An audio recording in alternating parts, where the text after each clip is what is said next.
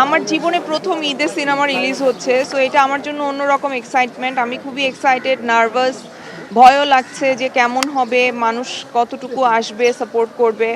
তবে আমি একটা কথাই বলতে চাই যে ঈদে আরও অনেকগুলো সিনেমা আসছে। আপনারা আপনারা সবাই আসেন সিনেমা হলে এসে বাকি বাকি সিনেমাগুলোও দেখেন, সাথে এশা মার্ডারও দেখেন। এশা কিভাবে মার্ডার হলো এবং আমরা কাকে কাকে ধরলাম এটা নিয়েই পুরো গল্পটা। তো আপনারা আসবেন এবং সিনেমা হলে এসে সিনেমাটা দেখবেন। আধন পুলিশ হিসেবে কেমন এটা জানতে হলে এশা মার্ডার দেখতে আসতে হবে, যেটা ঈদের দিন রিলিজ হবে। আপনারা হলে আসেন, সিনেমাটা দেখেন। বাঁধন পুলিশ হিসেবে কেমন করলো আপনারা সেটা দেখে আপনাদের মতামত জানান। আমার পুলিশের সাথে অনেক তিক্ত অভিজ্ঞতা আছে, যে অভিজ্ঞতার কোনো মানে এত খারাপ অভিজ্ঞতা যেটা বলে শেষ করা যাবে না। কিন্তু সময়ের সাথে পুলিশের উপর আমার যেই আক্ষেপ ছিল, রাগ ছিল, সেটা অনেকটা কমেছে।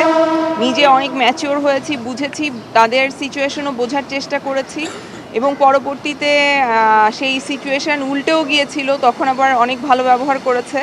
সো সব মিলিয়ে আমার মনে হয় যে আমার আমার রাগ ক্ষোভের অনেকাংশে কমে গেছে যখন আমি ক্যারেক্টারটা করেছি। সো থ্যাঙ্কস টু সানি ভাই যে সে আমাকে এই সিনেমায় কাস্ট করেছে। অন্য সিনেমার জন্য নার্ভাসনেস না, সিনেমা নিজেরটার জন্যই নার্ভাসনেস, যে আসলে দর্শক কিভাবে দেখবে, কেমন করে পছন্দ করবে। সো আমি সবসময় মনে করি নিজের সাথে নিজের কম্পিটিশন।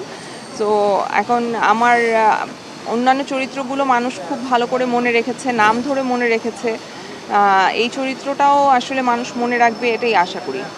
সাকিব খান সো তার জায়গায় তিনি আছেন, তার সিনেমার আলাদা দর্শক আছে, তার একটা ফ্যান বেজ আছে, যেটা আসলে সে তার নিজের যোগ্যতায় অর্জন করেছে। সো সেটা তার।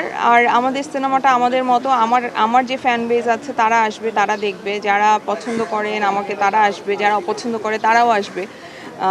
সো এই তো।